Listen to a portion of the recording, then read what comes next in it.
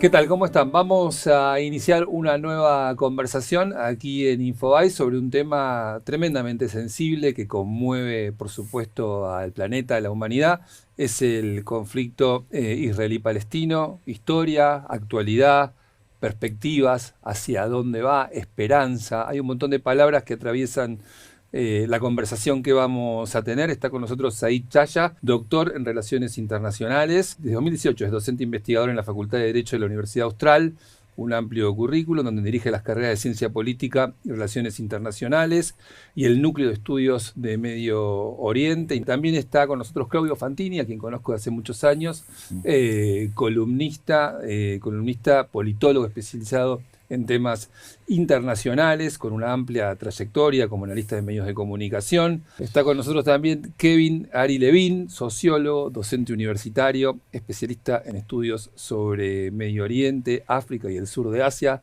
¿Cómo estás, Kevin? ¿Todo bien? ¿Qué tal? Gracias por la invitación. Y también está con nosotros Julián Bilderman, ahí está, profesor de Relaciones Internacionales en la Universidad de Palermo, docente invitado en la Universidad Hebraica de México, autor de varios libros sobre historia y geopolítica, entre ellos Roma y Jerusalén, y su trabajo se enfoca en la relación entre religión, política e historia contemporánea.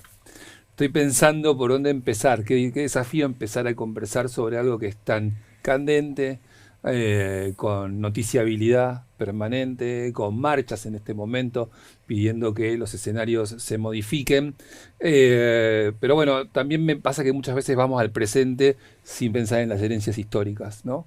Entonces yo no sé si está bien decir esto empezó el 7 de octubre, siento que no. Y no sé si hay que situar este conflicto en la partición de 1948 o dónde, si no. Kevin, por ejemplo. Bueno, esto definitivamente no empieza el 7 de octubre, No. pero creo que todos vamos a estar de acuerdo en que el 7 de octubre abre un capítulo muy difícil en este conflicto que lleva ya mucho tiempo, en el cual la situación de la Franja de Gaza es una interrogante abierta hace ya mucho tiempo, desde que vos hablabas del plan de partición.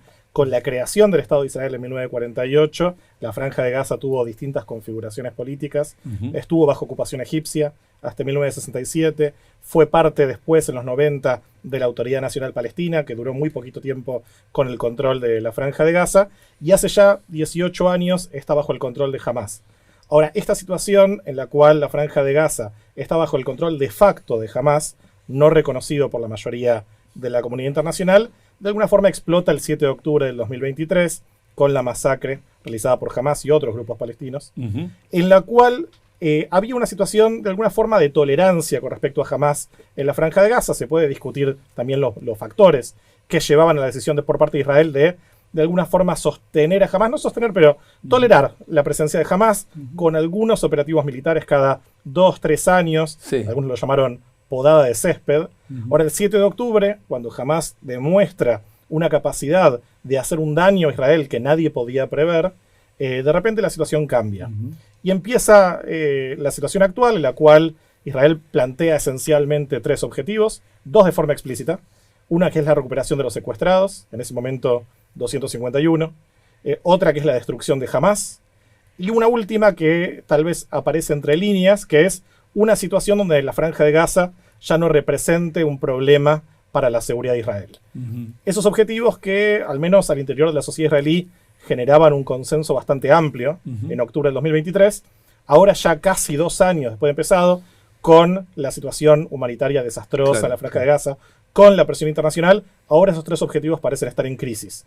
Y son muchos, dentro de Israel, fuera de Israel, que entienden que esos 3 objetivos hoy tal vez son imposibles de conseguir a la vez. Mira, si me permitís, yo me gusta hablar como de 3 círculos de conflictividad de este conflicto. Sí, ¿no? Si nos centramos por un instante en Israel. Por un lado, vos tenés conflicto palestino-israelí, que es esencialmente el tema más mediático, que territorialmente está circunscripto a lo que es Gaza, Cisjordania, Jerusalén, Israel.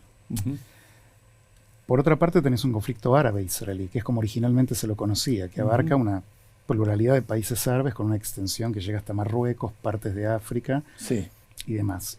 Y el Líbano, ponele. Y luego un conflicto islámico-israelí, porque los países musulmanes no árabes son parte del conflicto.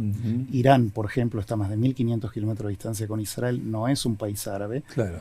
Y sin embargo, tiró cientos de misiles contra Israel. Claro. Hay toda una agitación antisionista virulenta desde el régimen iraní. No el país, no el pueblo, este actual régimen. De manera que me parece que es una conflictividad muy compleja y que requiere verla, porque estos tres círculos, por así decir, tienen su expansión territorial de análisis también.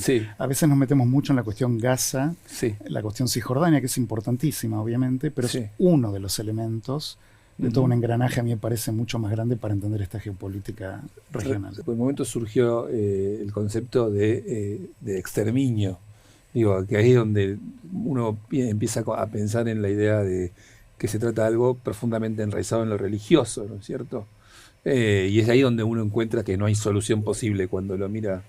Sí, mira, cuando me toca comenzar las clases sobre Medio Oriente con mis alumnos, hay dos puntos sobre los cuales me parece que hay que partir por la negativa. Primero, cuando te dicen esto es un conflicto milenario, ¿no? Entonces, cuando ubicamos al conflicto dentro de una estructura, es decir, bueno, en el origen de los tiempos, eso lo vuelve inabarcable. Y si es inabarcable, no lo podemos explicar, no podemos dar cuenta, no podemos buscar soluciones. Entonces, te diría que ese es un punto para decir no. Y el segundo punto es, sin negar que las identidades religiosas son profundamente importantes dentro de la constitución de las comunidades locales, reducir esto a un conflicto religioso también lo vuelve en una situación mucho más difícil de resolver. Creo que hay un conflicto que es, por sobre todo, territorial, sobre lo cual pueden agregarse otros elementos, en tanto la religión tiene un valor muy importante. O sea, es territorial. Para la configuración regional. Para mí es un conflicto territorial porque tiene que ver con la ocupación de unos territorios que se mantienen, no sé, desde la década del 60, si querés, de los 40. Podemos debatir. Y en función, digamos, de la falta de evolución de esos territorios, se genera este conflicto. Entonces, ahí tenemos un punto de solución, ¿no? ¿De qué manera lo puedo resolver si lo dejo ubicado únicamente al ámbito de lo religioso, ¿no? Se vuelve mucho más intractable, mucho más difícil, digamos, de elaborar, independientemente de que haya una utilización política de, no sé, algunos odios para motorizar determinadas voluntades, ¿no? Yo lo digo porque a mí me conmueve leer la carta fundacional de Hamás, cuando todos también lo aprendimos, que en un artículo plantea que hay que perseguir al último judío hasta detrás de la última piedra. Entonces uno, también, siempre desde el sentido común, lo primero que dice es, bueno, esto no va a terminar nunca. Claro, pero lo que vos tenés ahí es un uso político de la religión, digamos. Y eso es la corriente del Islam político, ¿no?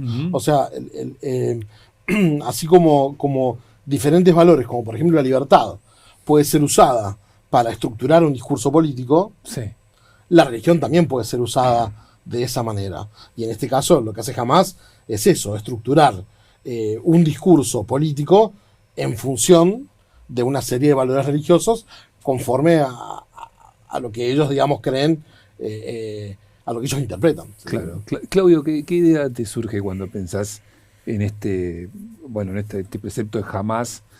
Y me parece que a eso llevan inevitablemente las visiones religiosas. En el caso del Islam, Ahmed Yassin, que fue quien creó lo que hoy se llama Hamás, empezó como una estructura de socorros mutuos, ¿no?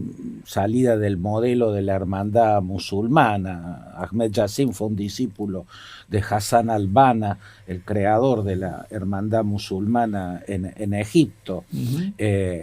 Lo que se produce a partir de la intifada, de la primera intifada, es la conversión de una organización de socorros mutuos que podía funcionar fundamentalmente por la financiación que Israel le daba, porque Israel no ayudaba a los pueblos palestinos de la región a través de de la OLP ni de Al-Fatah, o sea, para debilitar a la OLP y a Yasser Arafat, canalizaba por estas organizaciones religiosas. Cuando se transforma en Hamas, toma los objetivos a los que lógicamente se llegan, lógica trágica y de manera siniestra, ¿no? Acá lógico no es aprobatorio, a la conclusión de que no pueden la política entregar un territorio a que lo gobierne alguien que no sea un musulmán. En la visión política del islamismo hay una incompatibilidad con que en un territorio árabe, en un territorio del profeta Mahoma, haya un gobierno que no lo sea. Incluso esto hizo que jamás se enfrentara con el propio Al-Fatah y la OLP y los rechazara inicialmente por haber aceptado en las negociaciones secretas de Oslo la existencia del Estado de Israel. A partir de ahí yo creo que los gobiernos israelíes debieron tener una consideración distinta hacia la Autoridad Nacional Palestina y una colaboración. Yo creo que ahí hubo un error de cálculo en lo que implicaba Hamas, y que Hamas, cuando rompe con la Autoridad Nacional Palestina y lo hace de una manera criminal y brutal, porque esa es su esencia, los arrojaban de los edificios a los funcionarios que eran de Al-Fatah en la Franja de Gaza, los echaron brutalmente y con muchos asesinatos. A partir de ahí el proyecto es convertir a la Franja de Gaza en un punto para destruir Israel. Ahora bien, que es lo que me parece que es clave entender, es cómo se plantea jamás la destrucción de Israel. Y ahí es muy importante entender que jamás no actúa teniendo como campo de batalla el territorio, ni la Franja de Gaza, ni el territorio de Israel. La batalla, la guerra que plantea Hamas, está planteada en la dimensión de la opinión pública mundial. Ellos tienen, desde Ahmed Yassin en adelante, el objetivo de estigmatizar a Israel como un Estado criminal, como un Estado genocida. Ese es el norte de la estrategia de Hamas. Y en ese norte hay que tener en cuenta que cuando lanzan el pogromo sanguinario de aquel 7 de octubre del 2023, el objetivo no era provocar a Israel para que se le venga encima y vencerlo en el campo de batalla. Negligentes no son. Son siniestros, pero negligentes no son. El objetivo, desde mi punto de vista, es que el gobierno israelí responda como está respondiendo. Kevin, ¿cómo lo ves? Estoy de acuerdo, grandes rasgos. Estoy de acuerdo que el crecimiento de Hamas en parte tuvo que ver con... A ver, en los años 90, cuando se crea la Autoridad Nacional Palestina, se creó como parte de un proyecto de una resolución política al conflicto. Proyecto que también fue abandonado en parte por aspiraciones maximalistas que están presentes entre ambos pueblos. Y esto también lo relaciono con lo que mencionaba Said, el hecho de que la religión empezó a tomar un lugar cada vez más central en el conflicto en las últimas décadas, también llevó a mayor centralidad de una visión maximalista donde el nacionalismo religioso es mucho menos propenso a cualquier idea de partición de la tierra o cualquier tipo de arreglo político. Hay mucha gente hoy en día en los liderazgos de ambos pueblos, sin hacer acá una equivalencia, que entienden que este conflicto no se va a resolver diplomáticamente.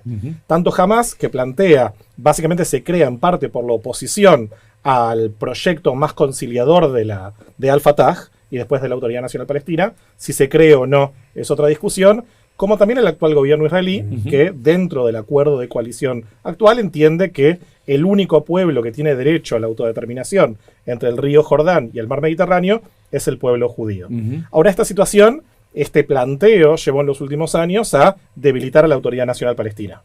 Y ante esa debilidad de Abbas y de la gente que está gobernando Cisjordania, cada vez más debilitados, incluso ante los ojos de la propia población, jamás entendió evidentemente que se estaba dado el momento para dar una disputa política. Sí. Y esa disputa política tiene su correlato a nivel regional, es decir, el 7 de octubre fue un proyecto bien claro de interrumpir el proceso de normalización entre Israel y otros países de la región. Estaba este diálogo incipiente con Arabia Saudita, tal cual. Sí, claro. Y tomando de alguna forma lo que había pasado a partir del 2020 en la gestión anterior de Trump, donde ya el tema palestino no funcionaba como una especie de veto ante la resolución de los problemas diplomáticos con algunos países de la región. La inclusión de Arabia Saudita en ese proceso iba a ser un paso enorme dentro de ese proceso. Ahora, el correlato también negativo, y era algo que se veía como un posible efecto negativo de todo esto, era que la opción más violenta, la opción que básicamente decía hay que dar vuelta a la mesa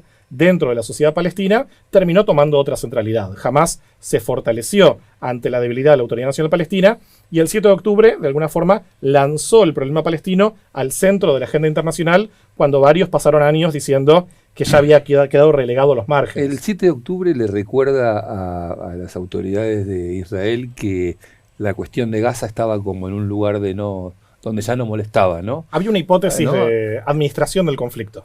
La situación en Gaza, la presencia de Hamas en Gaza no se podía resolver. Resolverlo implicaba, y lo estamos viendo ahora, unos gastos militares, políticos, un desgaste enorme para Israel, ni hablar también las consecuencias humanitarias que iba a tener cualquier tipo de guerra contra Hamas. Entonces se toleraba estratégicamente. Se buscaba, algunos dicen, minimizar el conflicto, que solamente fuera algo tangible en las zonas fronterizas de Israel. 7 de octubre lo trae al centro de la vida israelí, y de hecho al centro de la discusión internacional. Hace casi 2 años es el tema central. La situación que llevó al 7 de octubre es una discusión muy central en la política israelí, que tiene lugar en varios niveles. Uno tiene que ver con la cuestión más militar, cómo se pudo permitir que pase esto frente a un Israel que tiene la superioridad militar y tecnológica frente a Hamas que conocemos, ¿no? Y que estamos viendo ahora. Y la otra también tiene que ver con la discusión sobre políticamente cómo se llevó a esta situación.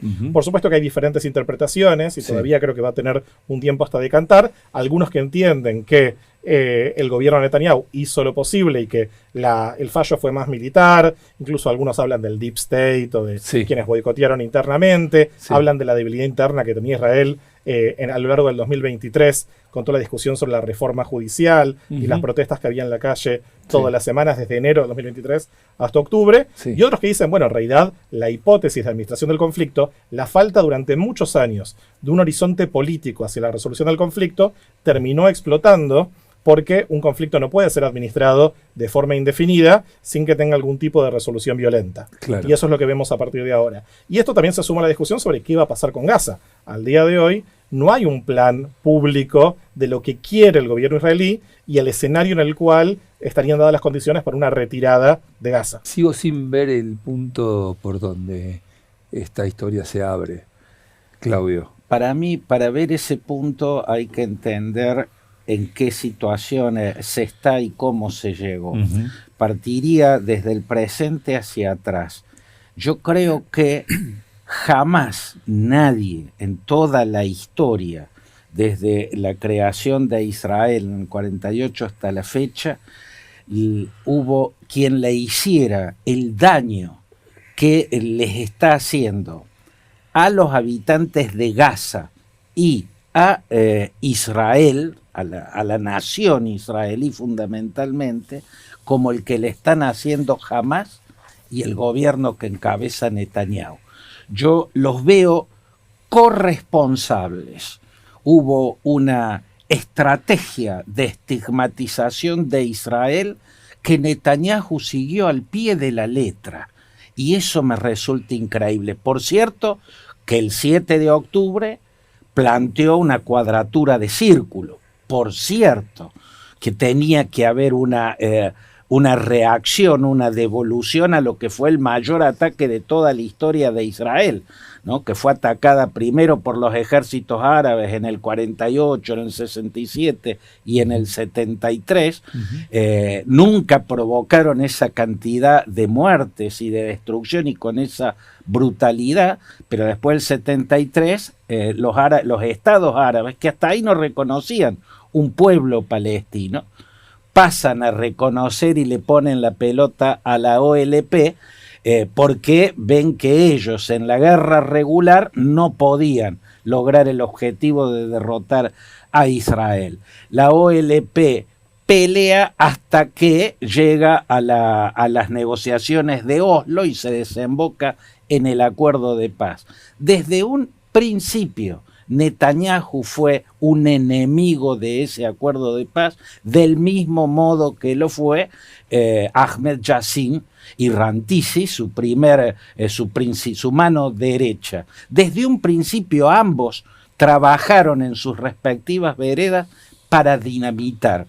Yo creo, incluso lo vi, la única oportunidad que tuve de viajar a Israel era en los años en que Rabin todavía era el primer ministro, y he estado en manifestaciones donde las pancartas tenían la foto de Rabin con la kefía de Arafat. Yo he visto que fue Netanyahu quien instigó, consciente o no, tal vez no era ese su objetivo, pero quien de algún modo empujó el dedo de Yigal Amil cuando disparó sobre Isaac Rabin, y continuó siendo el principal enemigo de lo que para mí completa la legitimación de Israel, que es que se complete lo dictaminado por la resolución 781 del año 1947, o sea, la existencia de dos estados. El fundamento de Israel está en una resolución que establece otro Estado. Y en ese sentido, acá yo veo y vengo siguiendo desde hace años una mutua funcionalidad. Tanto Netanyahu, desde su filosofía, su visión de las cosas, como Hamás, que también tiene una visión fanatizada, cerrada y guerrera, necesitan un enemigo total, un enemigo absoluto, un enemigo demoníaco. Y ambos lo están teniendo en él. Es una idea interesante y también provocadora, ¿no? Pensar que yo creo que son coautores, se necesitan, ¿no? Creo que son coautores de la tragedia que está ocurriendo. Yo creo que una manera de ver esto con un poco de perspectiva, porque quiero recoger algunos comentarios que escuché aquí en la mesa. Claro. A mí me parece primeramente que este es un conflicto territorial, es político y es de raigambre religiosa también. Y si uno conecta un poco el nacionalismo palestino en las dos vertientes que se lo conoce en la actualidad, que es la corriente un poco más laica, pero laica no definida en términos occidentales, no es el laicismo francés, es laica de Medio Oriente, que es relativamente laica, está repleta de invocaciones religiosas del discurso también, y la vertiente más fundamentalista religiosa, que como Said menciona correctamente es un uso político de la religión del Islam, que sería Hamás. Ambas, sin embargo, nos estamos olvidando el precedente de ambos, que es la génesis del nacionalismo palestino, en la figura de Aj Amin al-Husseini, que era el máximo líder religioso y político, las dos cosas, del nacionalismo palestino, que llegó a ser un aliado de Hitler, y que su discurso era de declarar una shiad contra las comunidades judías en Palestina. Entonces me parece que, si bien en términos contemporáneos hay que ser prudente en el análisis del factor religioso en la política, la realidad es que jamás se ocupa de recordarnos de manera muy sangrienta y muy enfática de que realmente desde su mirada y tomando referentes de muchos tiempo atrás, hablamos de previo a la Segunda Guerra Mundial, ya hay un corazón religioso fuertemente enquistado en la disputa del conflicto. Y creo yo que es importante entender esto porque nos permite comprender el linaje directo que hay y esta línea de intransigencia política que se ve en el nacionalismo palestino. Recién mencionaba Claudio correctamente que en 1947 y a partir del 48 con el nacimiento de Israel hay un faltante del otro Estado que sería el Estado palestino. La pregunta crucial acá es ¿Por qué no existe este Estado? ¿Y quién es el responsable de la inexistencia de la estatidad palestina? Si uno mira la historia, ve que repudiaron anteriormente los planteos de la Comisión Peel de 1937, nuevamente en 1947, en el acuerdo de Camp David de la paz egipcio-israelí ofreció un rango de autonomía palestina que no quisieron saber nada. En el año 93 sí, la OLP firma un acuerdo que se lo confunde con un acuerdo de paz. En rigor es un acuerdo macro que pone en marcha un proceso de paz que debería culminar en la paz, pero no llegó. Y luego en el año 2000 repudia esto y luego su sucesor lo vuelve a repudiar sucesivas veces. Entonces, en algún punto sí uno tiene que preguntarse, ok, hablemos de las responsabilidades de Israel y de Netanyahu en esta historia, pero si vamos desde Jamin al-Husseini, 1920-1930, hasta la actualidad, estamos hablando de un conflicto muy prolongado que trasciende a Netanyahu o a Pérez o a Rabin o a Arafat y a Abbas. Creo yo, esta mirada permite comprender cuál es la parte que está haciendo un esfuerzo de coexistencia y cuál es la parte que sistemáticamente lo viene rechazando. Claro. Esto no significa que Israel no haya cometido errores, no significa que Netanyahu no tenga su agenda, no significa que toda la totalidad del liderazgo palestino sea fanático, no. Sí significa reconocer con un realismo qué está sucediendo, me parece a mí. ¿Qué está sucediendo hoy para tomar un poco como tomarme de esta última idea? ¿Qué está pasando hoy? Ayer mismo, la noticia de ayer es una movilización, hay mucha presión. Entiendo que hay una sociedad muy dividida en Israel, que el laborismo está pidiendo una retirada o un detenimiento de las acciones de beligerancia. Pero también una lectura que se hace desde los medios de comunicación es que se le pide eso a Netanyahu, pero del otro lado no hay nadie que esté diciendo, bueno, negociemos algo, y cuando se le pide desde algo más emocional y humano, que es válido, paremos con la guerra, que devuelvan a los rehenes, pero nadie ofrece un camino para discutir algo, o sea, no... Parece medio estéril, bueno, paremos, pero ¿qué? No sé, es una pregunta casi personal, les digo, de mirada personal, ¿no? Sí, no es fácil de entenderlo. Diría, más allá del laborismo, trasciende un poco los partidos políticos, más allá de que hay un eje oposición y oficialismo en Israel. Lo que hubo fue un llamado de la agrupación más grande de familiares de los secuestrados, que llamaron a un paro general, ante el cual la CGT israelí no se sumó. Por una cuestión legal, dijeron que no se pueden sumar a paros no económicos, porque ellos entienden, en primer lugar, los rehenes, que todavía hay 50 desde hace más de 680 días, están ahí por una decisión de Hamás, pero también este grupo, que se llama el Foro de Familiares de Secuestrados, entiende que hay una intransigencia por parte del gobierno israelí que está priorizando la continuación de la guerra por sobre un acuerdo que podría salvar a sus familiares. Este grupo, hay otro grupo, por cierto, el Foro Tikvah, que tiene otra perspectiva, pero este es el más grande, entiende que la única forma de salvar a quienes siguen vivos, y también piden, por cierto, por los secuestrados que ya fallecieron para que puedan ser enterrados, va a ser a través de un acuerdo. Y sabemos algunas cosas sobre lo que se negoció, sobre todo en Doha. Se habla de la liberación de prisioneros palestinos, en una proporción de muchos prisioneros palestinos por cada secuestrado, parecido a lo que vimos. Recuerden que ya hubo 2 ceses al fuego. Hubo uno en noviembre de 2023 y otro en enero de este año. El último cerró en marzo, tenía que llevar a una segunda y tercera etapa a ser negociadas, pero básicamente iba planteando una retirada gradual de Israel cuando se dieran determinadas condiciones a cambio de la liberación de los secuestrados. Pero no quedaba respondida, cuando se firmó en enero, la pregunta grande que es, ¿qué va a pasar con Gaza? Y es la pregunta, abramosla a la mesa, ¿no? Porque que no sé qué piensan que puede pasar con Gaza, me parece. Bueno, acá estamos hablando de, no sé, ¿ya cuántas víctimas fatales? Perdón, bueno, el Ministerio de Salud además habla más de 60.000. Ya son más de 60.000. Sí. A mí me parece que acá en este punto está la nueva cuadratura de círculo. Esta guerra, esta tragedia, no puede terminar y quedar existiendo jamás. No puede, ¿no? Al Estado de Israel no se le puede pedir que desaparezca, pero jamás sí tiene que desaparecer. Y la Franja de Gaza, junto con Cisjordania, donde la multiplicación de asentamientos de colonos ha creado una situación prácticamente inmanejable, inviabiliza un Estado, va a ser en su momento otro problema a resolver. Pero acá entender la estrategia de Hamás implica preguntarse por qué nunca Hamás le construyó refugios antiaéreos. Si ya tuvieron muchos, cada 2 años había una guerra de misiles, ¿no? ¿Por qué nunca refugios antiaéreos? ¿Por qué nunca sistema de alarmas para avisarle a la población que se refugie? ¿Por qué nunca le compraron a Irán o recibieron de Irán misiles interceptores para protegerlo de los misiles que llegan de Israel en cada una de esas guerras de misiles que protagonizaron? Porque la estrategia de Hamás es la muerte de los gazatíes. Es una estrategia de estigmatización, está planteada en otro orden.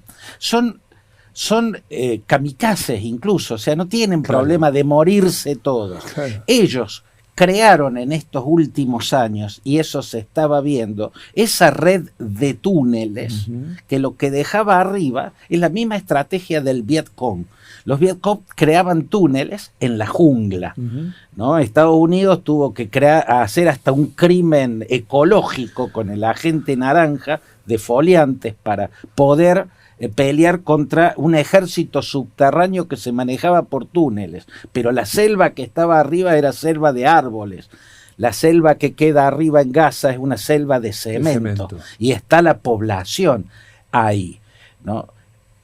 Lanzaron la provocación para generar una guerra de exterminio como respuesta. Lo consiguieron y se fueron a sus túneles. Y la gente quedó arriba. Nunca vemos, solamente cuando entregan a los rehenes, vemos a los milicianos, a los yihadistas de Hamás aparecer. Nunca los vemos asistiendo a la gente.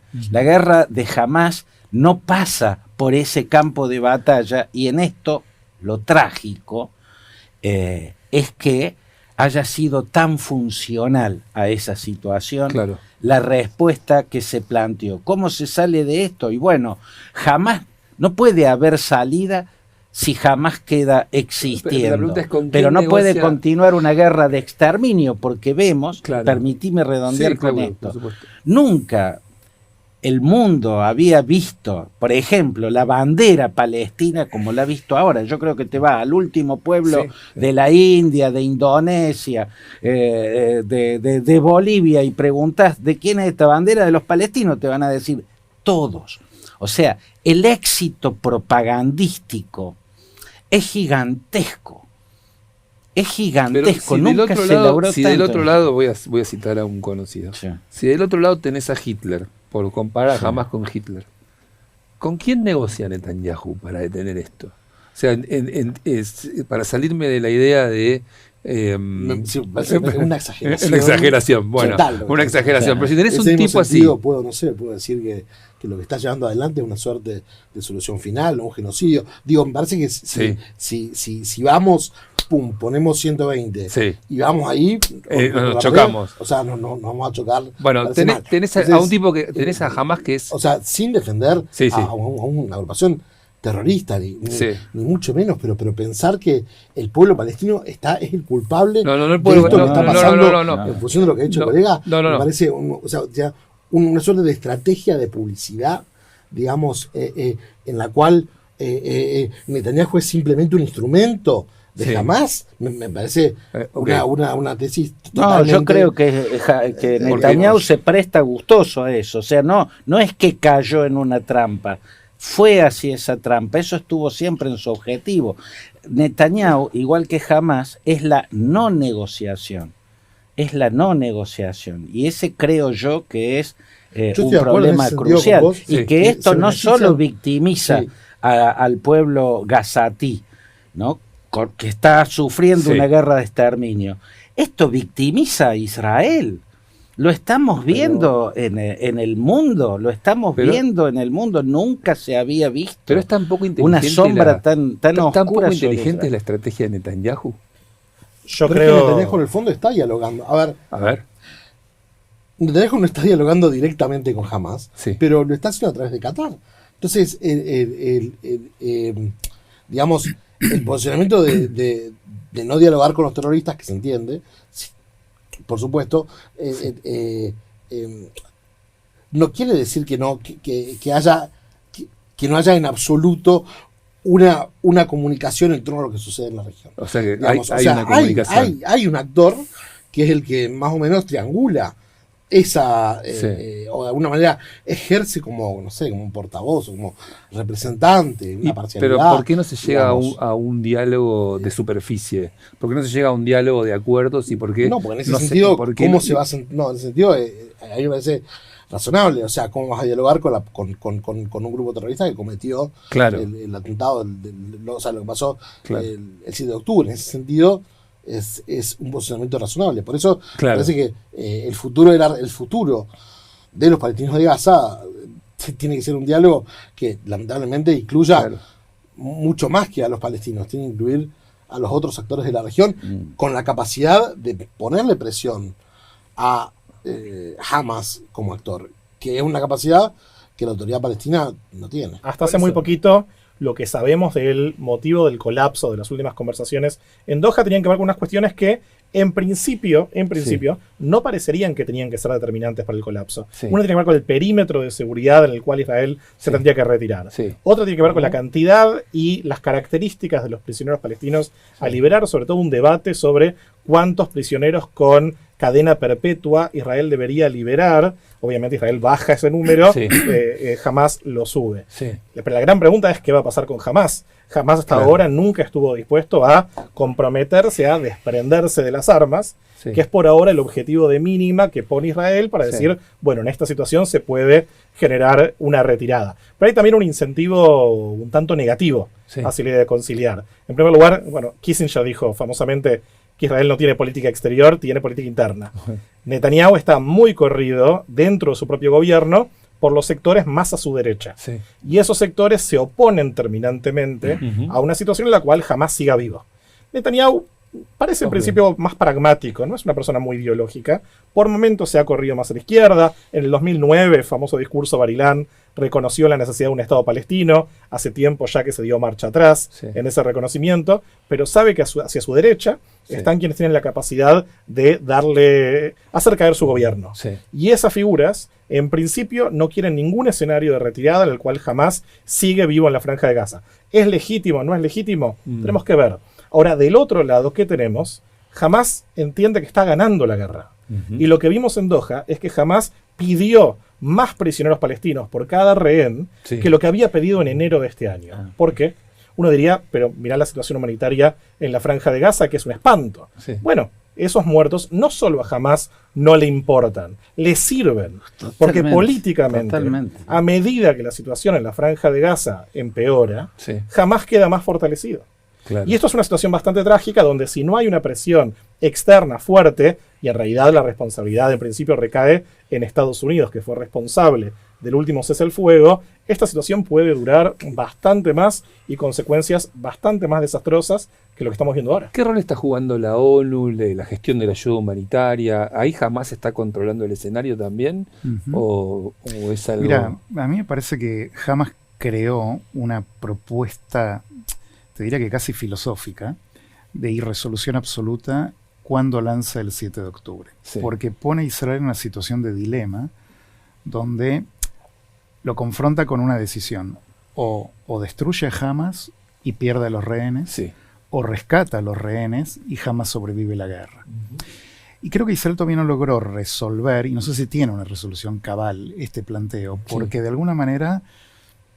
por un lado, Israel le falló a sus ciudadanos que fueron secuestrados en territorio israelí. Y Hamas obviamente tiene esta aspiración genocida, y hay que recordar solamente a uno de sus terroristas famosamente hablando por teléfono con sus padres, con orgullo declarando: mamá, papá, maté a 10 judíos, ¿no? Y los padres lo aprueban. Entonces me parece que ahí hay un punto que es grave para entender la psicología de Hamas, y que está, creo yo, dispuesto a ir hasta el final. Antes se señaló que son yihadistas, que son kamikazes, se dijo.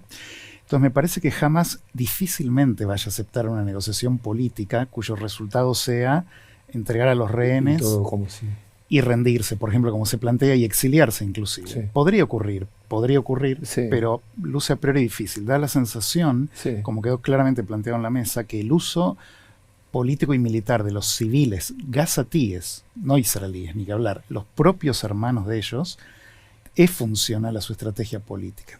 Entonces lo que busca, creo yo, es arrastrar a Israel a estos debates que se están viendo dentro de la propia población, con mucha dureza, tratando de decidir. Obviamente los familiares de los rehenes están hiper conmocionados y doloridos por la política de este gobierno, que no los está priorizando en el rescate, creo yo, porque comprende que es un resultante posterior de una victoria de Hamas, Claro. cosa que definen como un objetivo la guerra inviable.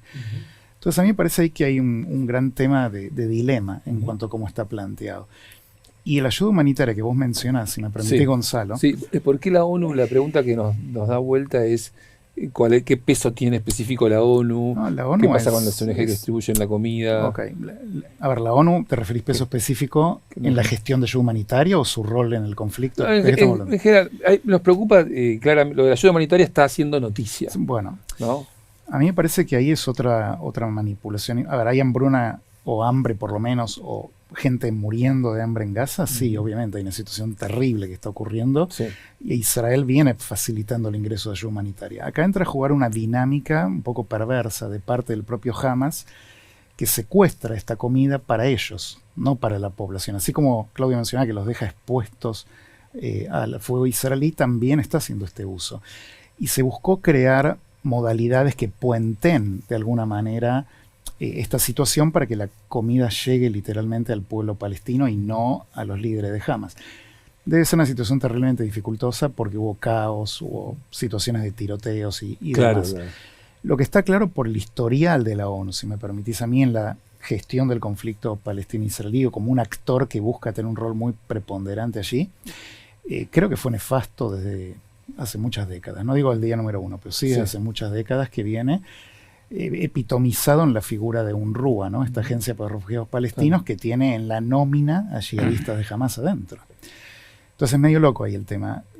Me parece a mí que, por un lado, hablar de guerra de exterminio es una categorización que yo rechazo. Sí. No me parece que es una guerra de exterminio. En las guerras muere gente y trágicamente Sí, en sí, una sí. guerra de esta complejidad, con este escenario urbano, con yihadistas como fue descrito acá, que manipulan, ¿no? Entonces, parece a mí que ahí guerra de exterminio es una categoría que yo Pero tomémoslo, no creo que tomémoslo sea para adecuada. abrir Pero bueno, dale. como concepto. Abramos. Ahí hay una O sea, pregunta que me claro. quedó, que teníamos apuntada aquí, que es sobre la cobertura de medios, sobre la cobertura de prensa del conflicto. Siempre teniendo en cuenta que lo que se puede contar de Gaza es parcial porque no se puede ingresar a Gaza y que después, bueno, la mirada que prima es una mirada como, y desde la mirada occidental, ¿no? Como lo estamos mirando nosotros desde acá. ¿Ustedes qué ven? Que está construyendo una imagen, bueno, perjudicial, complicada de Israel, que pesa más eso o pesa más esta mirada de Hamás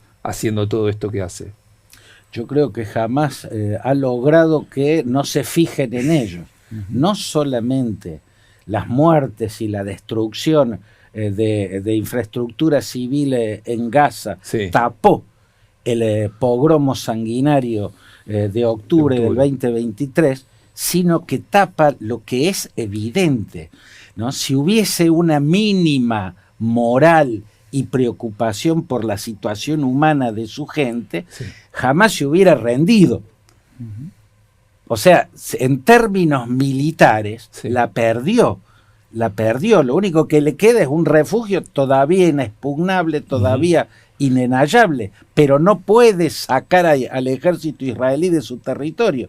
Pero esta no es una guerra convencional. Claro. No se puede ver en esos términos. Por eso jamás considera, y tiene razón en hacerlo, que está ganando.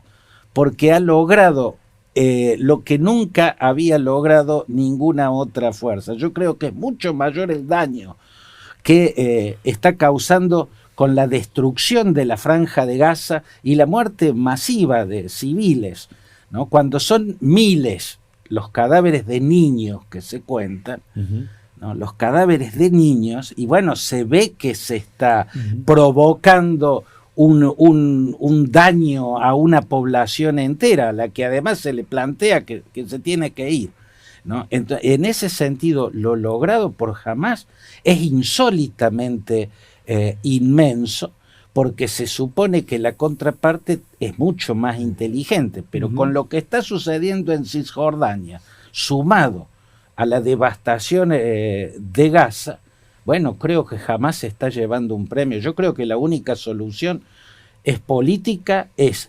comprometiendo a los estados árabes en sacar a Hamás de la franja de Gaza. Es imposible, ¿o no? No sé si es imposible. Lo que yo creo que es imposible es esto. Es imposible esta vía sin criminalizar a Israel.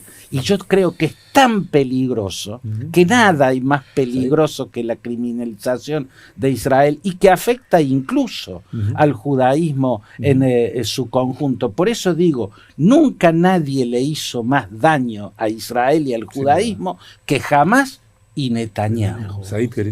No, eso, pensaba que Israel ha perdido la batalla en la opinión pública.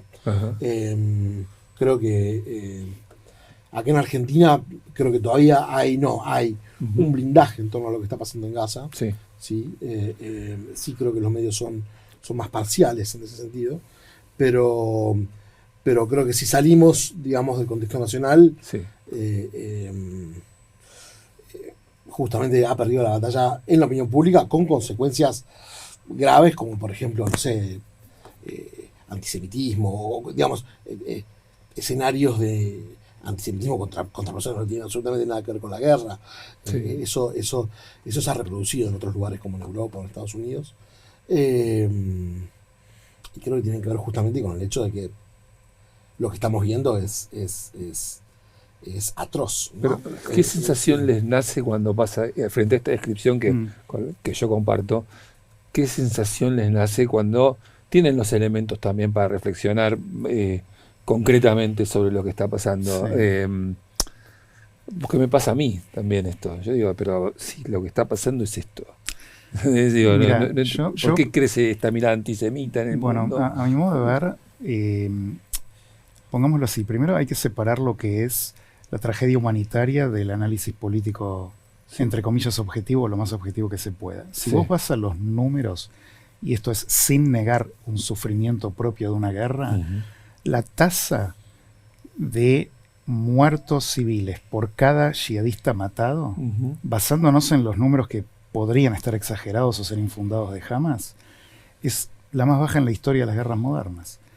Si Hamás, si le creemos a una organización terrorista, porque vos antes señalabas, ¿no? No hay manera de comprobar los 60.000. Pongamos que son. Partamos la base que hay 60.000 muertos. Hamás no distingue entre combatientes y civiles.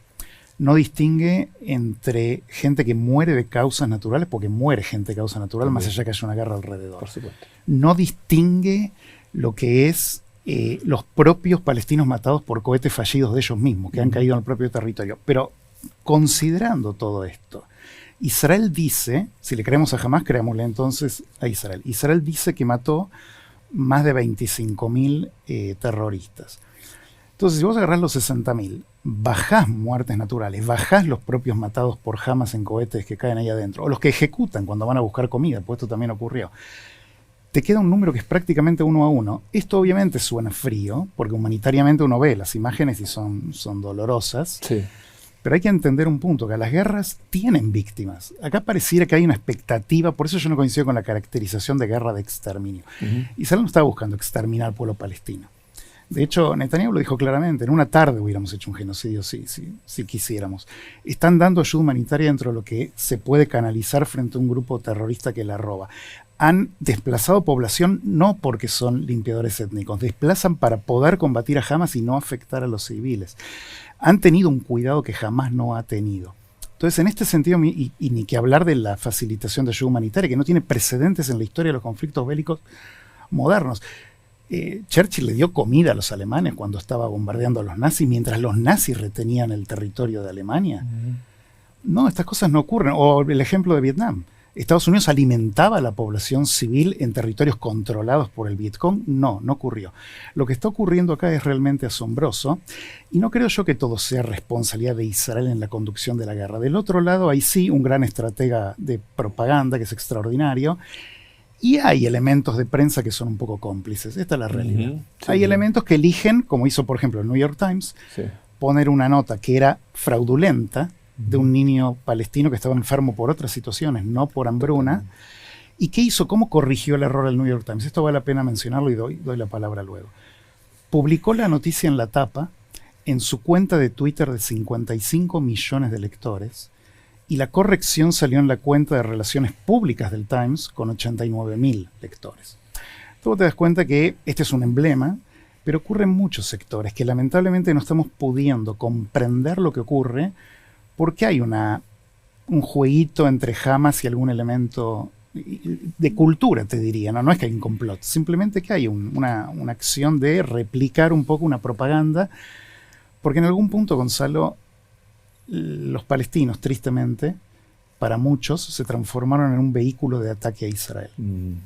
A muchos no les importa el sufrimiento palestino per se.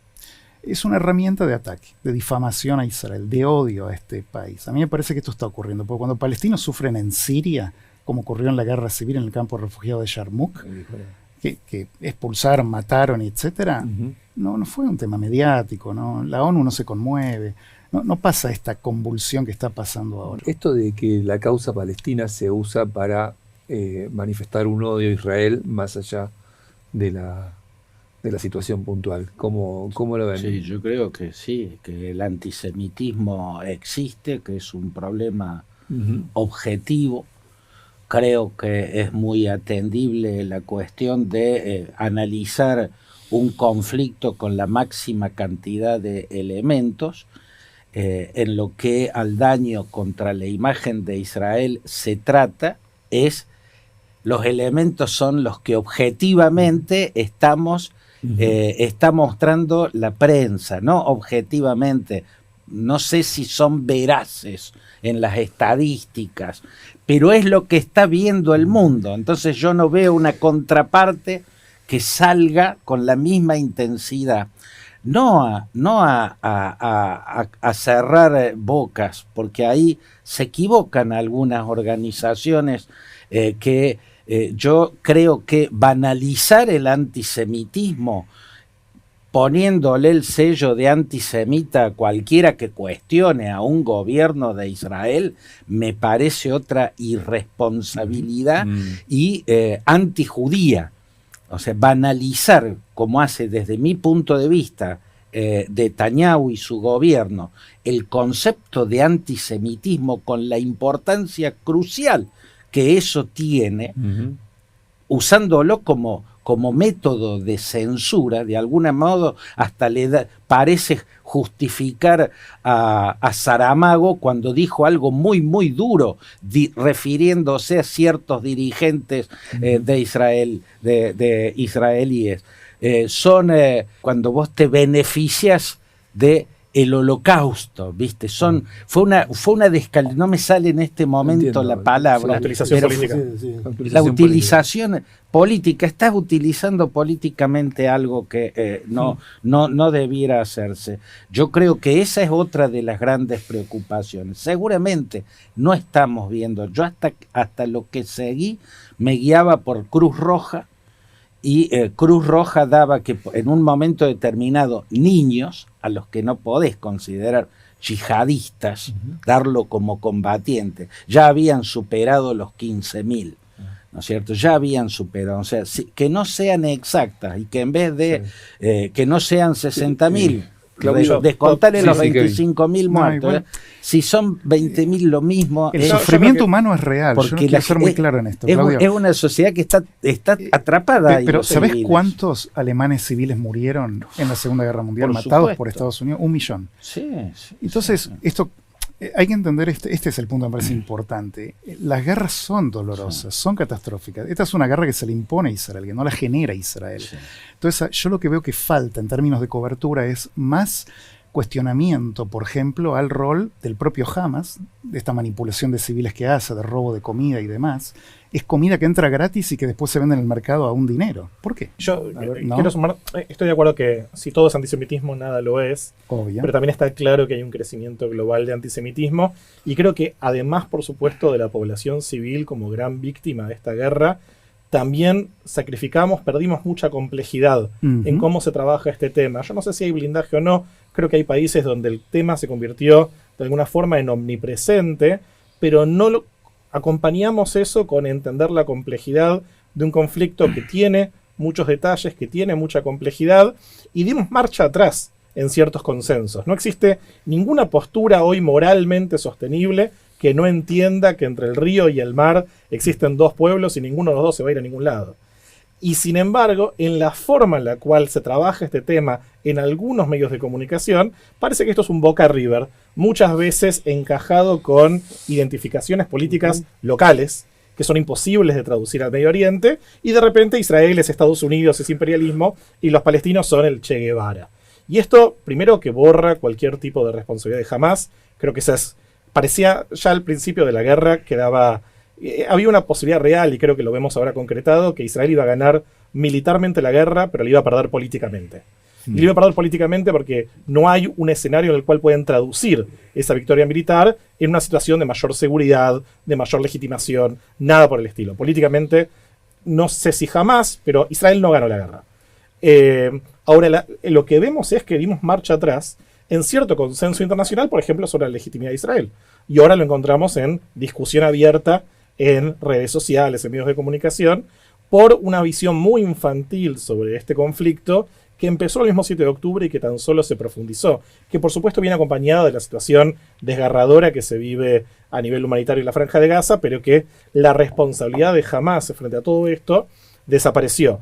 Y al mismo tiempo que los periodistas no entran en la Franja de Gaza, creo que estamos ante la guerra más mediatizada de la historia, que no viene necesariamente con el hecho de que hay más información, hay más cobertura. Y dentro de esa cobertura también una visión un tanto monolítica de las sociedades. Los palestinos no son Hamás y los israelíes no son sus líderes más extremistas. Que los hay, que empezaron la guerra llamando a limpieza étnica, lo siguen haciendo, pero hay una discusión sobre si eso se traduce realmente a una política concreta. Yo creo que en muchos sentidos no, aunque hay un accionar complejo dentro de la Franja de Gaza. La realidad es que todas las encuestas muestran que un 80% de los israelíes quieren que la guerra termine hoy con un acuerdo que lleve a la liberación de los secuestrados. No comete un error Israel al no permitir que haya cobertura de periodismo independiente dentro de Gaza? Yo creo que sí, pero el planteo es que no existe periodismo independiente que pueda operar dentro de Gaza por el accionar de Hamás. Claro. Yo no sé si esto es real o no, pienso que es un error. Cuando pide un acceso a New York Times o Infobae, para mí el error es ¿no? Que no se permita acceder a una primera mano de información, ¿no es cierto?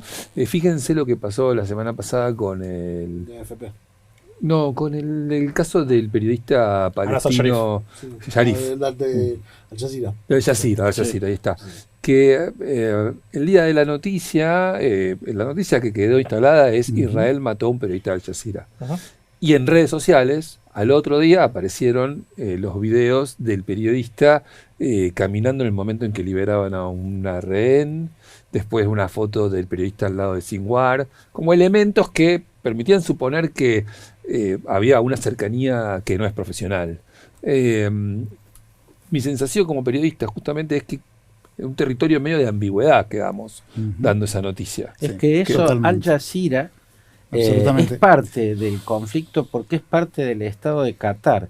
Desde mi punto de vista, el Estado de Qatar es siniestro. Yo a Qatar lo veo más bien como un actor necesario dentro del ecosistema, en tanto es el que facilita el diálogo. Claro. Digamos, alguien tiene que ocupar ese lugar. Si no es Qatar, será otro. Pero alguien tiene que ocupar ese lugar. Claro. Y no Egipto, no Arabia Saudita, ¿no? Que son naciones fuertes. Es el actor que jamás elige para comunicar y que el resto de la comunidad legitima. Porque Qatar, el apoyo que tiene Egipto, el apoyo que tiene Egipto a Estados Unidos, digamos, es muy fuerte. Digamos, creo que hubo un intento, durante la presencia de Biden, por legitimar a Egipto como el actor que llevara adelante el proceso de paz, ¿no? Después del 7 de octubre, eso ya quedó en la nada, ¿no? Pero creo que cuenta con el apoyo de Occidente para convertirse en eso. Bueno, pero que jamás no lo considera un interlocutor válido para poder... El lugar de Qatar claramente es ambiguo. Por un lado, junto a otros actores, Turquía, Irán, fueron los que posibilitaron que jamás llegara a la capacidad del 7 de octubre, pero también está claro que hoy en día se necesita Qatar, porque cualquier proyecto de resolución de esta gran catástrofe implica la reconstrucción de Gaza, reconstrucción que va a requerir por arriba de los $60.000 millones, varios años. Egipto simplemente no tiene la chequera. Claro. Qatar sí. Claro. Esa es una solución posible. La otra es la ocupación de Gaza, que es lo que está como latente ahí, que está irrumpiendo en estos días. ¿Ustedes cómo la ven finalmente? Catastrófica. Catastrófica. No podés aplicar un gobierno militar indefinido sobre una población de 2.200.000 personas. Una vez, si llega a pasar esa situación, la presión dentro del propio gobierno israelí, suponiendo que continúa en el poder, va a ser enorme para empezar el repoblamiento civil de la Franja de Gaza, con el cual los ministros más extremistas del gabinete israelí se empiezan a animar a decir, pero es una postura absolutamente minoritaria dentro de la sociedad israelí. Vos, una ocupación sabés cómo empezás, pero no sabés cómo terminarla. Entiendo el pretexto de seguridad, en el sentido de que dicen, bueno, la negociación no está funcionando, entonces la forma de resolverlo, pero la realidad es que si llegaste a una situación en la cual lo actual no está destrabando, entonces es el resultado de una serie de errores anteriores, entre ellos haber terminado el cese al fuego en marzo de este año, entendiendo que la guerra iba a destrabar la situación. Entonces reconozcamos que ahora es un fracaso absoluto de las decisiones anteriores. La ocupación va a aislar más a Israel, va a avanzar con el reconocimiento internacional del Estado palestino, que en principio no me parece una decisión trágica, a pesar de que ha complicado las negociaciones, porque refuerza la perspectiva de que Israel se está aislando diplomáticamente. Yo creo que es necesario el reconocimiento del Estado palestino tarde o temprano. En parte llegamos a este problema porque ese proceso de construcción de un Estado quedó trunco, pero la ocupación solo va a complicar las cosas, va a llevar a más muertes de soldados israelíes. El consenso en la sociedad israelí es que esto es lo que pasaría en caso de que se decida una ocupación, y simplemente no se sabe cómo se sale. Cuando Ariel Sharon sacó a los colonos de Gaza era por el desgaste que le provocaba mantener esas colonias. O sea, Ariel Sharon, ¿no?, que decía que él quería ser enterrado en una de las de uno de los asentamientos coloniales. O sea, hay una imposibilidad objetiva, ¿no? Es quedar en un pantano si Israel ocupa Gaza. Es como quedar atrapado en Fallujah, ¿no? Como le pasó a los marines norteamericanos. Sí, quiero imaginarme que el gobierno israelí está buscando crear una sensación más que un plan de ocupación. Me da la impresión de que es más una retórica de Netanyahu, que tiene como una especie de autoridad, por así decir, para el planteo, no por primer ministro, sino por su historia, lo digo, y historia ideológica. Pero creo que creería, yo coincido con Kevin en esto, que una ocupación de Gaza, un retorno permanente al ejército israelí sería realmente una debacle absoluta para los dos pueblos. Me parece a mí que puede ser que estén intentando presionar a Hamas con el amague de una ocupación por completo. Claro. Me da la sensación. Si es así, es una estrategia que espero que funcione, ojalá, para que Hamas advierta el ingreso contundente de Israel y finalmente entregue los rehenes y se rinda, o sea más concesivo en negociaciones. Hay una gran parte de la sociedad israelí, además, que está, como Kevin mencionaba, absolutamente harta de la guerra. Sí, es lo que nos llega. Con mucha presión sobre los reservistas, porque viste, Israel no tiene un ejército por un lado y el pueblo por el otro. Son todos está todo integrado. Sí. Hay muchos soldados muertos, hay un movimiento social dentro de Israel que yo creo que no toleraría la idea de una reocupación, me parece a mí. Además, Israel tomó la decisión de irse. Claro. Y no había, salvo sectores muy, muy extremos de la ultraderecha que plantean un retorno a la era previa a Sharon, digamos. Sí. Me parece que no es viable, pero de nuevo, acá el que está marcando, Claudio tiene razón en esto, el que está marcando el ritmo del tambor es Hamas. Claro. Si Hamas entrega rehenes y se rinde, Yo creo que Israel no va a tener restricciones en cuanto a liberación de prisioneros. Quizás sí, algunos casos muy emblemáticos no, pero mayormente sí. Me parece que también del lado israelí falta una visión política clara. Este gobierno no la articuló respecto de la era post-militar en Gaza. Supongamos que triunfa. El post. La solución política, la victoria militar. ¿Cuál es? Creo que ahí no es tan clara la mirada. El gobierno es una coalición de sectores que Netanyahu está constantemente barajando cartas para que no se le caiga la coalición, pero mantiene muchas contradicciones. Mantiene todo en una especie de statu quo que no termina de ser resolutivo, en muchas áreas, no solo en esta. Entonces creo que acá esto jamás lo capitaliza, conoce el descontento social de Israel, lanza videos de propaganda de los propios rehenes, lo cual no genera un escándalo moral en la opinión pública. Che, mira lo que jamás está haciendo, libérenlos ya. No hay manifestaciones en los campos de Estados Unidos, libérenlos ya a los rehenes. No hay.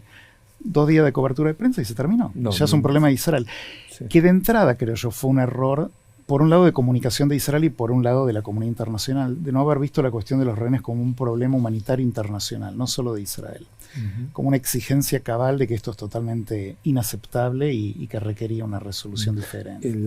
Siento que la conversación siempre arriba al lugar triste de la no salida. ¿No? Como que hay un lugar de no poder encontrar, no sé si ustedes son los expertos, ¿no?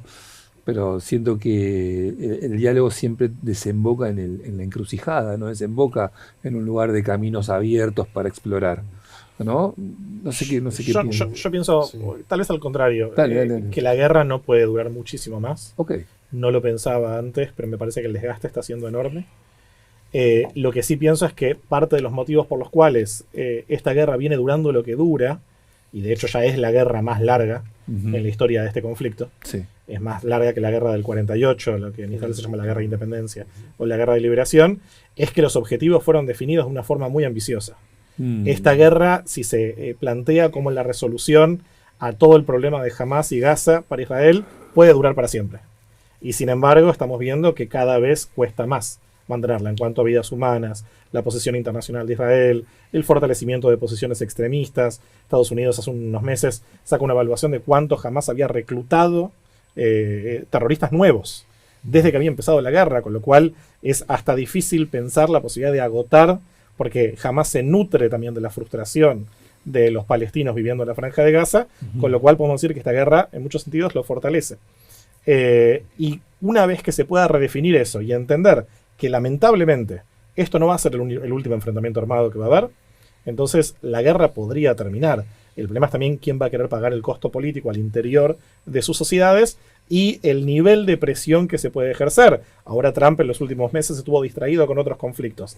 Tal vez el fracaso en las negociaciones con el tema Ucrania hace que Trump pueda retomar uno de los pocos logros a nivel de política exterior que tuvo en su nueva gestión, que fue un cese al fuego. Y ojalá que esta vez, a diferencia del que había sido negociado en enero, se pueda plantear algo más permanente y no por etapas, no gradual. Pero eso también depende de cuánto Trump quiera presionar a las partes que están involucradas directamente, porque evidentemente no está saliendo de una forma endógena. Interesante tu reflexión, Kevin. Y Said, en esta línea para hacer la vuelta de reflexiones finales. Cuando me preguntan, mis alumnos me preguntan eso mismo, ¿no? Profe, ¿y esto cómo se resuelve? Claro. Entonces, no, es imposible resolver.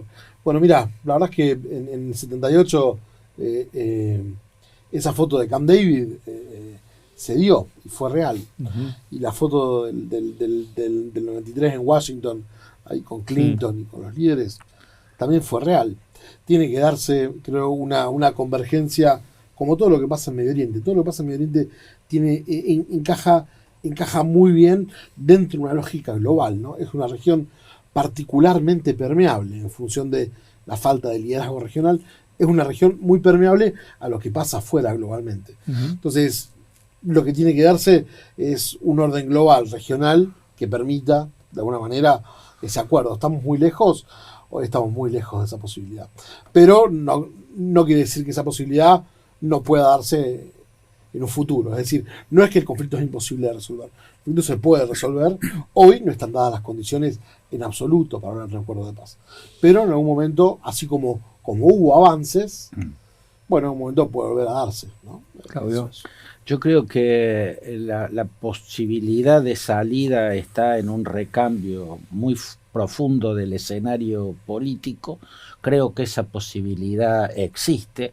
Hoy Arabia Saudita, Emiratos Árabes, el propio Qatar, ¿no?, que basculaba entre su buena relación con la República Islámica de Irán, lo que incluso le valió un bloqueo muy fuerte que duró 6 o 7 años por parte de Arabia Saudita y los demás, hoy está cambiando de posición. Yo creo que en esto hay algo que decía Amos Oz, que a mí me parecía muy interesante, a las situaciones como a estas encrucijadas como la de los israelíes y los palestinos,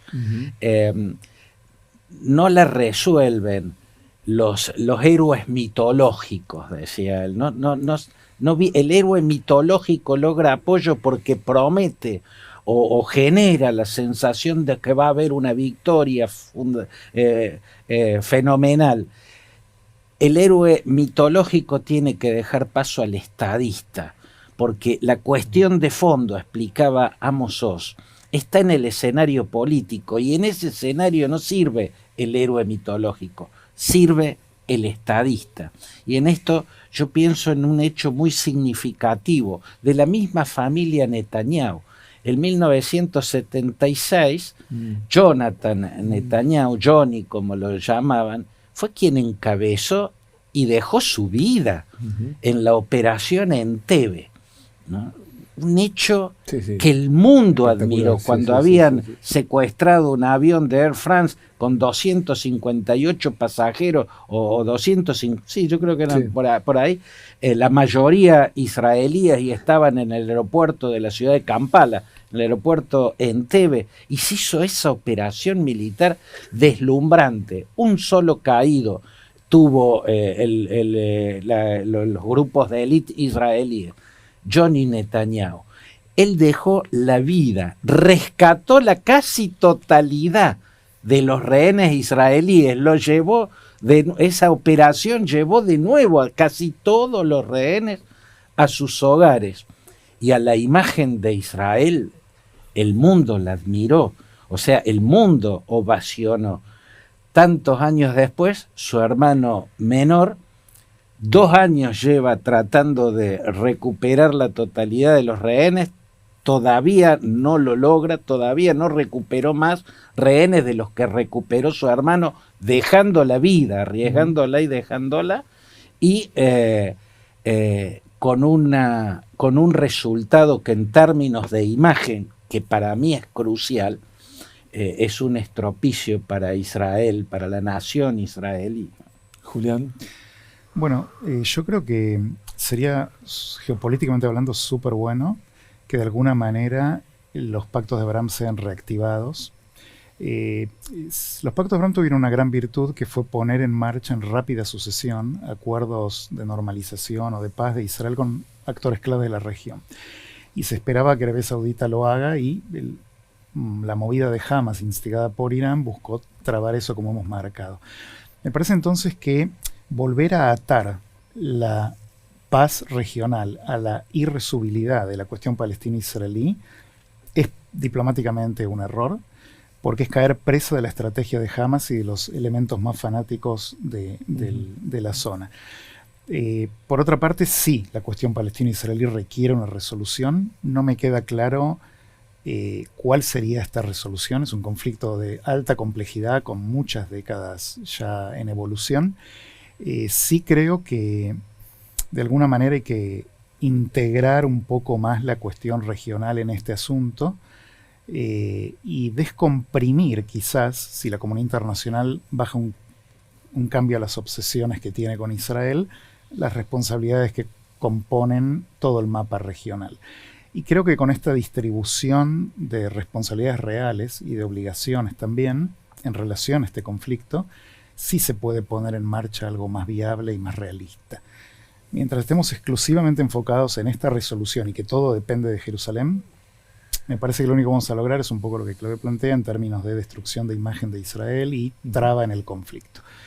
Creo que desde ahí entonces, con las dos sociedades sufriendo esta guerra especialmente, Y me parece que la diplomacia tiene un rol para jugar en poner en marcha una paz regional que albergue eventualmente a los palestinos también, pero que no se permita que este conflicto trabe toda una paz regional que creo yo va a facilitar en última instancia una paz palestino-israelí. Hoy obviamente, como decía Said, es inconcebible imaginar este escenario, pero en perspectiva de futuro creo que se puede pensar un poco en esto. Julián, Kevin, Claudio, Said, muchas gracias, por la conversación. Gracias a vos. Y gracias a ustedes por estar del otro lado.